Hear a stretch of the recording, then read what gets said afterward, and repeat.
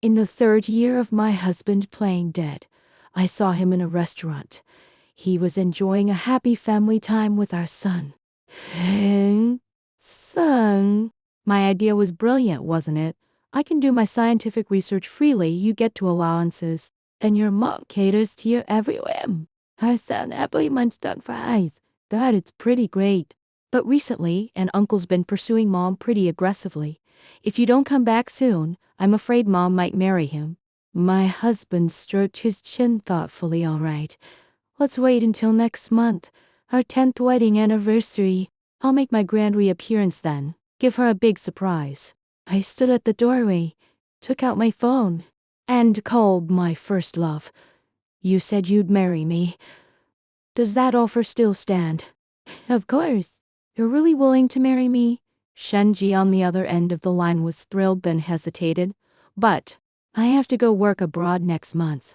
Ping Ping the traveler for son has always been reluctant to go overseas, right? Through the window I saw my son gleefully eating fries, and a chill ran through my heart. The son I gave birth to with such difficulty was now stabbing me in the back. Thinking of this, I choked up, my voice trembling. Don't worry about him.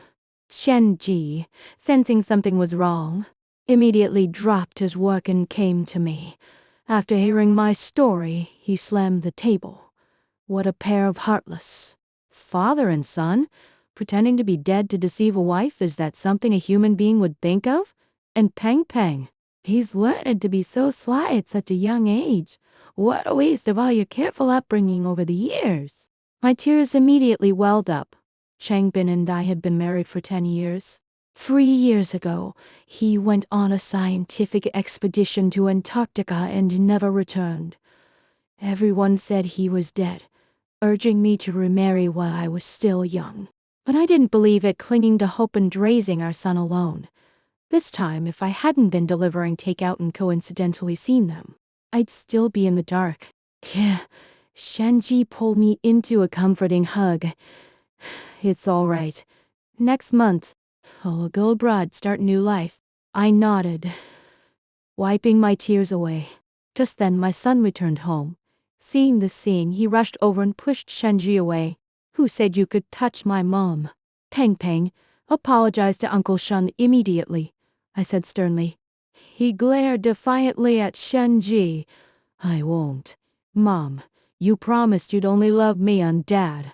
Are you breaking your promise now that Dad is dead? I'm not breaking any promise, Peng Peng. But your dad is dead. I emphasized the word, looking straight at him. And Mom is only 30 minus 5. Does Mom not deserve to live her own life? I'm marrying Uncle Shen. Upon hearing this, my son stormed out, slamming the door. In the past, I would have chased after him. But after today's events, I wouldn't be foolish anymore. Shenji patted my shoulder. Use this time to prepare your passport. As soon as the company transfer order comes through, we'll leave immediately. That evening, I cooked a big feast to celebrate my new beginning. My son suddenly returned. Seeing I hadn't waited for him to eat, he immediately threw a tantrum. Mom, I came back starving, and you're feasting alone. I didn't even look up, replying calmly. Weren't you eating fried chicken and fries earlier? He jolted, his voice trembling. You saw? I stared at him. I could smell it. You reek of cheap grease. He let out a sigh of relief, sat at the table, and casually brought it up. Mom, why did you suddenly agree to marry Uncle Shen? Too much free time. Right after Changbin died. Many people tried to set me up. My son, afraid I would date, intentionally signed me up for numerous training classes. So, besides my main job, I had to deliver takeout just to afford his tuition fees. I used to think it was because he felt insecure and didn't want me to remarry. Now I realize it was all for his benefit. Thinking of this, I slammed the table. I have to deliver takeout after work every day, often not getting home until midnight. Do you think I have free time? There wasn't a trace of guilt on my son's face. So, it's for the money? I let out a bitter laugh. Yes, your Uncle Shen is wealthy. Marrying him means your tuition fees are covered. My son looked thoughtful. nodding awkwardly. That very night, I saw him tiptoe out. I secretly followed, discovering he didn't leave the complex but went to the building opposite. Hiding in the stairwell, I waited. When I saw who opened the door for him, I was nearly shocked out of my wits. My husband, who had been dead for 2 years, had been living right across from us. The next morning, my son handed me a bank card. Mom, don't marry Uncle Shen. I found this card under the bed. There should be money in it. I stared dumbfounded at the familiar card. 3 years ago, he was going on that expedition. I usually supported him, but this one was self-funded. The cost was almost all our family savings, and I disagreed. So, he secretly took all the money from the house. After the news of his death, my mother in law even came to make a scene, blaming me for giving him money for the expedition, saying her son wouldn't be dead if it weren't for me. I took the card, smiling. Son, you're amazing. I thought your dad took this card. I remember there was 105,320 yuan in it. His face changed. He probably didn't expect me to remember so clearly. Afraid of being exposed, he snatched the card back, hastily saying, Mom, I have to pay my tuition this afternoon. I'll give it to you after. With that, he dashed off. I slowly followed with a camera, planning to expose them on the spot. Just as I left the building, I bumped into my mother in law. Xiao, what are you sneaking around for? Planning to cheat. I was startled. My mother in law, afraid I'd find a stepfather for Peng Peng, would make surprise inspections. Sometimes at 4 or 5 a.m., sometimes at 2 or 3 a.m. Her showing up at dusk was unusual. I blurted out, Mom, what are you doing here at this hour? She glared. Are you hiding a man? I'll come whenever I want. Looking at her fierce expression, I suddenly wondered if she'd feel guilty for misunderstanding me all these years if she discovered her own son wasn't dead. I pointed to the opposite building's 6th floor. Mom, Peng Peng went to a classmate's place over there. I was just going to get him for homework. My mother in law sized me up. Her eyes filled with disbelief. I looked down at my attire.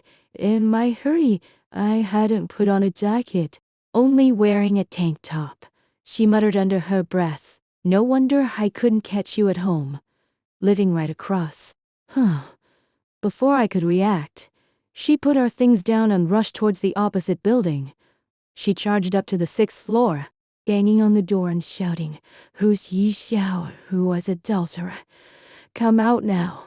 Changbin recognized her voice and immediately opened the door. Mother and son faced each other abruptly. My mother in law froze on the spot. Coming to her senses, she slapped herself hard twice. Am I dreaming, old woman? My son is alive? Changbin frowned, pulling her inside and explaining everything. My mother in law, with her rural background and traditional values where husband and son come first, couldn't comprehend their actions of deceiving a wife and mother. With a grave expression, she advised, Son, while Xiao Hua hasn't found out, you to hurry back, admit your mistake, and beg for her forgiveness. That way, you can still save your little family. Changbin refused without a second thought. No, I have another research project next week. If she finds out I'm not dead, she'll definitely try to tie me down at home again. Next month, I'll come back and admit my mistake next month. My son interrupted him. Mom has already agreed to marry Uncle Shen. Dad, are you sure you want to wait until next month? Changbin frowned, thought for a moment, then reached out, taking his mother's and son's hands. Then I'm counting on you. No matter what. You must delay her. Make her wait for me. When my mother in law and son returned together, their faces were full of guilt. I stared at them calmly. Don't you have anything to tell me? They nervously exchanged glances, then said in unison, No. My heart sank. Like mother, like son. My husband Changbin was one thing, but Peng Peng was my flesh and blood. How could he take after his father? I walked up to my son, patiently asking again, Peng Peng, Mom has always taught you not to lie. Are you really sure you have nothing to tell me?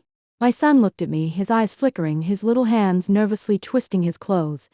Just as he was about to speak, my mother minus law suddenly stepped forward, shielding him like a mother hen protecting her chick, glaring at me fiercely. What are you doing? My grandson takes after me. How could he possibly lie? Don't go looking for trouble. She pushed me, making me stagger. The chill in my heart deepened. This was the mother minus law I had honored for 10 years. This was the son I had raised with such hardship. I steadied myself, no longer looking at them, and walked straight to the door, picking up my bag.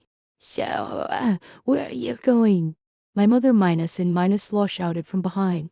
I didn't look back, coldly throwing out to the Civil Affairs Bureau. 3 days later, Shenji and I obtained our marriage certificate. The news spread like wildfire back to that former home. That evening, the doorbell rang. I looked through the peephole and saw Changbin, his face ashen, along with my panicked mother minus law and son.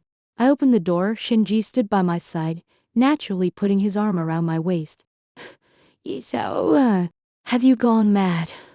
We're not even divorced, and you dare remarry? Changbin charged forward, pointing at my nose, completely forgetting he had been dead for 3 years. I chuckled softly, took out my phone from my bag, and played a recording my mother minus law in the opposite building, crying and blaming Changbin for pretending to be dead to deceive his wife, along with Changbin's own confession admitting he faked his death for research freedom. Hey, Changbin, you have no right to blame me. For 3 years, I mourned for you, raised your son. And you? In the building across, enjoying family time, even instructing our son to spy on me. Changbin's face instantly turned deathly pale. And you? I turned to my mother minus law. You knew your son wasn't dead yet to save the little family. You helped him deceive me, and now you have the nerve to blame me? My mother minus law stood there, open mouth, unable to utter a word in defense. My son Peng peeked out from behind his grandmother, crying, "Mom, I'm sorry I was wrong. Please don't abandon me." Looking at his tear-streaked face, my heart ached as if pricked by a needle. But remembering how he betrayed me for 2 allowances, I hardened my heart. Peng, Mom will always love you, but Mom can no longer love a home that deceived me. I knelt, stroking his head for the last time. From now on, listen to your dad. I stood up, took Shenji's hand, and under the disbelieving gazes of the 3 of them, closed the door.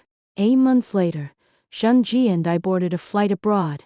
As the plane soared into the sky, the city below grew smaller, and the past pains and entanglements gradually blurred.